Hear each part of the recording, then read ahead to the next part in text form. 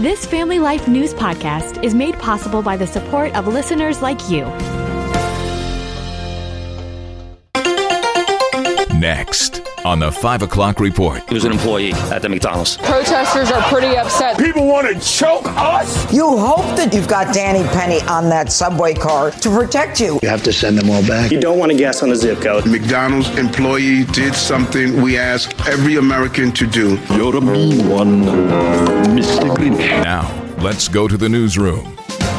Good afternoon and welcome to the broadcast. I'm Family Life News anchor Sarah Harnish. Assassin in Altoona, our lead story at 5. Right in the Family Life listening area backyard, the man suspected of taking out the CEO of United Healthcare last week in Midtown Manhattan found at McDonald's in Altoona, PA.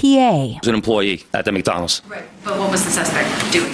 He was sitting there eating. Police just wrapped up a press conference in New York City. Members of the Altoona Police Department arrested Luigi Mangione, a 26-year-old male, on firearms charges. Workers at the McDonald's got suspicious after looking closely at still shots of his face captured by cameras across Manhattan. He was in possession of a ghost gun that had the capability of firing a 9mm round and a suppressor. The gun matches bullets at the crime scene. Again, Mangione, now in police custody, arrested at McDonald's in Altoona, Pennsylvania earlier today, suspected of the assassination of healthcare CEO Brian Thompson. Police say he was disgruntled about the lack of coverage and the cost of healthcare. Also in New York City today, the Marine veteran charged in a deadly New York City subway chokehold has been found not guilty. Daniel Penny was charged with manslaughter and negligent homicide in last year's chokehold death of Jordan Neely on a subway train. The verdict sparking protests. Protesters are pretty upset. There's a large crowd of them out here next to me. You can hear them rattling the police barricades, saying no justice, no peace. Black Lives Matter has already shown up outside the courthouse. People want to jump up and choke us and kill us for being loud. How about we do the same? Judge Janine Pirro. America needed this. People need to be able, in a society where we readily admit that we don't have the police that we need, that they've been defunded, they are not everywhere, they're certainly not in the subway. And if someone comes in the subway and says, I'm going to kill today, and I don't care if I go to jail for the rest of my life, and people are so petrified that they feel like they're going to pass out, you hope that you've got Danny Penny on that subway car to protect you. Jordan Neely had 42 arrests in 7 years before he was placed in the chokehold that took his life. Syria is still in the hands of rebels this afternoon after they took over the government this past weekend. NBC's Richard Engel has more on the road to Damascus. We are now inside Syria. We just crossed the border, and you can see there are no controls anymore. The government is gone. There are rebels, gunmen on the street. A radical Islamist group with links to al-Qaeda now controls the capital with a treasure trove of chemical weapons at its disposal. The Syrian army, which has proven for so long to be so effective, was a paper tiger. It just collapsed because of years of neglect, corruption, and soldiers who were forced to fight for Bashar al-Assad, a man they had no love with. It was a perfect storm that was seized by these rebels. Since Saturday's ouster of Syrian President Bashar al-Assad, the U.S. Air Force has struck dozens of terror targets inside Syria. Former CENTCOM Commander General Frank McKenzie. Our interest in Syria is probably preventing violent extremist groups from being able to plan and execute attacks against our homeland and the homeland of our friends and partners abroad. It's a mess. They're no friend of ours. They've never been a friend of ours, but we have interests. President-elect Donald Trump says the United States should have nothing to do with the situation in Syria, arguing what's happening there is, quote, not our fight. TikTok is asking for an emergency motion to stop a law banning it in the U.S. from going into effect next month. In a court filing today, TikTok lawyers said the temporary pause would give the U.S. Supreme Court time to review the law. No word yet on the outcome. The aftershocks from last week's 7.0 earthquake in Northern California are still happening 4 days later. 24 tremblers have hit in the past 24 hours, ranging from 2.6 to 4.3 magnitudes. No serious injuries. The deadline is fast approaching to get Christmas cards and packages in the mail in time for the holiday. Christian Johnston at the U.S. Postal Service says one way to ensure your your mail gets to where it needs to go on time is to double check the address. Having the proper address on there is how our sorting machines are able to check the state, the city, and the zip code where it's going to. You don't want to guess on the zip code. The deadline to send first-class mail is Wednesday, December 18th. Priority mail needs to go out by Thursday, the 19th. And have you ever wondered what becomes of the giant Christmas tree in New York's Rockefeller Center? Well, last year's edition has become a gift itself. That tree came from the Broome County town of Vestal, and after its time in the Big Apple, its lumber is being used by the local Habitat for Humanity team for part of a restoration effort in nearby Johnson City for kitchen shelving and other interior woodwork. Habitat Executive Director Letitia Judge tells WIVT. I'm a bit of a cook. I think it would be so amazing to, open the door and every time you see this little Christmas tree in 2023, and it's like, it really is. The house has a piece of history built in, and I think that's amazing. Rockefeller Center is stamped on each of the boards to commemorate the wood's special origin. Still to come on the 5 o'clock report, a closer look at what happened in Altoona, Pennsylvania today, a new device to protect farmers in grain elevators, and coal is no longer the king in Pennsylvania. Those stories after weather with Kevin Williams. The disturbance that brought the rain today will depart tonight, taking the steady rain with it. We'll find cloudy skies through tomorrow with a little spotty misty rain, drizzle, fog. Low tonight, about 40. High tomorrow, 40s near 50. Rain returns tomorrow night. Rain Wednesday flips to snow from west to east as it turns colder. Temperatures dropping Wednesday, ultimately into the 30s. Thank you, Kevin. Checking the stories making news where you live across New York and Pennsylvania. A little more on our lead story at 5. Altoona, PA, a police hotspot this afternoon after the most wanted man in America was found having breakfast at McDonald's. Luigi Mangione arrested today in PA on firearms charges. The press conference wrapped up an hour ago after a 5-day multi-state manhunt. McDonald's employee did something we ask every American to do.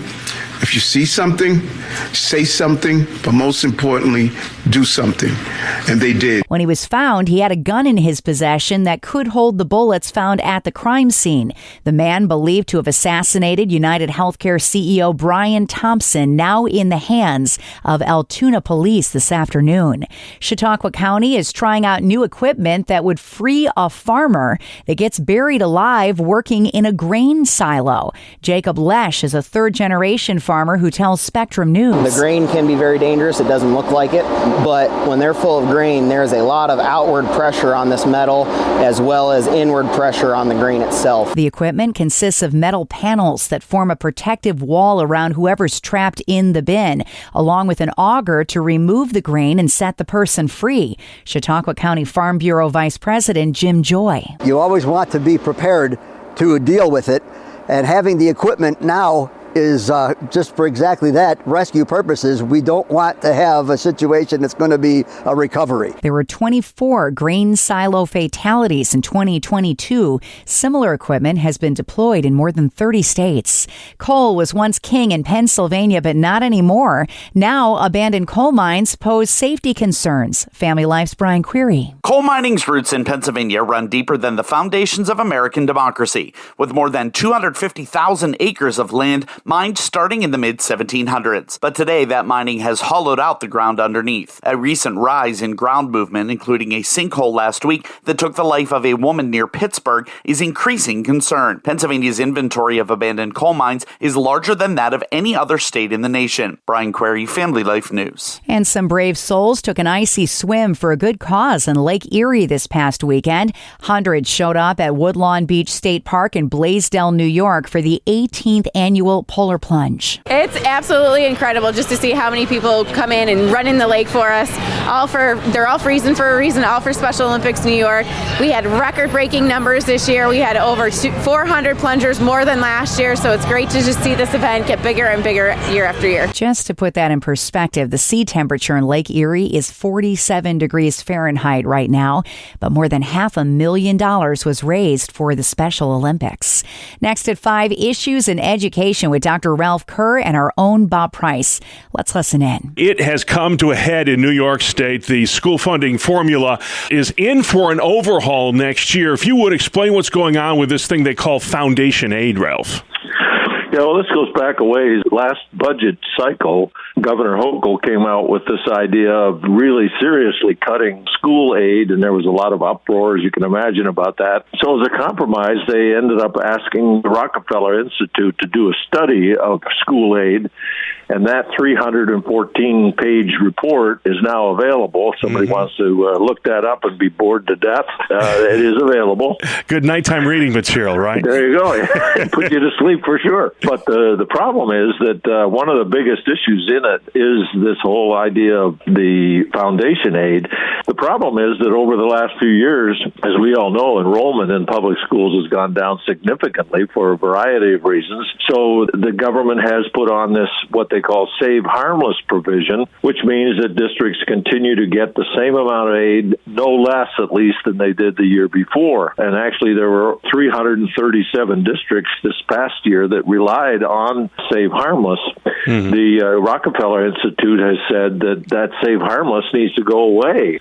If that happened, there would be significant reductions in at least those 337 districts, and by then it could be more. Finally, Ralph, I want to get to our Pennsylvania listeners. The state education department recently rescinded some curriculum standards. The superintendents of those districts actually filed suit here to stop this policy. Are we going to see more of this sort of action at the local school level with the Trump administration coming into power next year? I'm sure that we will. Actually, Bob, when I read this story, I'm surprised in one sense that the state backed off as easily as they did. They came up with a compromise and had the thing mediated rather than waiting for it to go to an actual judgment. But I'm surprised, but also at the same time really, really happy that these school districts and their superintendents decided they were going to take the state on, because that's not a small undertaking. No. And really, as you said, they were trying to introduce some things.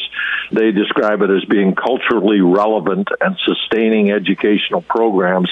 And I think it's really a tribute to those districts that they decided to open the can up and see what was inside and then say, not here, not now. And I'm so pleased that they did that. Retired Superintendent Dr. Ralph Kerr founded the education advocacy group Teaching and Learning Institute. Our full interview is online and on your podcast player. Just search for Issues in Education. Time next for tonight's market report, brought to you by Faithward Advisors. Wall Street is closing lower ahead of key inflation data.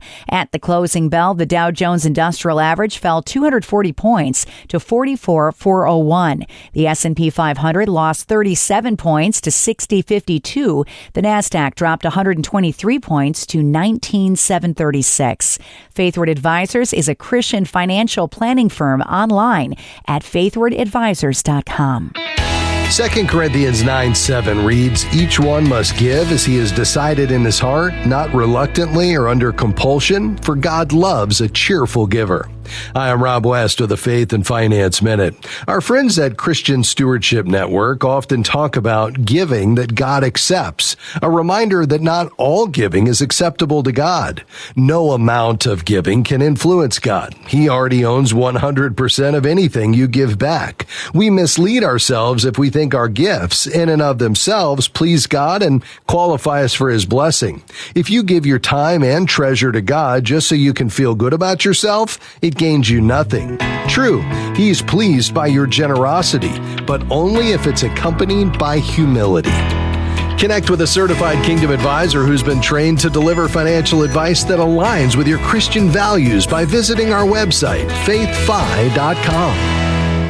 Coming up on the 5 o'clock report, what would you do if you found out a black bear was taking out your Christmas decorations? You won't believe where the bear was. We've got that story after weather with Kevin Williams. Here is your Family Life regional weather forecast. In the wake of steady rain this evening, low-level moisture will keep skies overcast. Little spotty rain, drizzle, and fog will linger. Travelers take note. Temperatures not too far from 40. Tuesday will be mild, cloudy, some scattered showers and drizzle, patchy fog. High temperatures 40s to near 50. Steady rain returns Tuesday night, continues Wednesday, but it taps colder air, and that rain flips to snow, and there could be some slush accumulations as the precipitation tapers later Wednesday and Wednesday night. Thank you, Kevin. Finally, at 5, we end with a Christmas story. One wild animal in Florida just couldn't bear the thought of the Grinch stealing Christmas. Family Life's Mark Webster has this tale. You're a mean one, Mr. Grinch. Yeah, a Florida family thought they were being pranked after their big inflatable Grinch Christmas decoration vanished from their front yard. But security camera footage showed the thief was actually a not-so-jolly bear. He was literally clawing, trying to unplug it, and yeah, he took it to the woods. I thought it was the funniest thing ever. So while the Grinch may have stolen Christmas, the bear stole the Grinch. And for this season, at least, put him out of commission because he chewed off his plug, sending this Grinch to the dump, where he ought to feel right at home. It's amazing what these who's just throw away. Mark Webster, Family Life News. And that is the world that we live in for Monday, the 9th of December. I'm Sarah Harnish, and this is the 5 o'clock report on Family Life. Thank you for listening to this Family Life News podcast. If you've been encouraged by what you've heard, please share it with others and click the subscribe button to automatically receive future episodes. Family Life is a listener-supported ministry. Podcasts like this are made possible by your financial partnership. Find out more at familylife.org.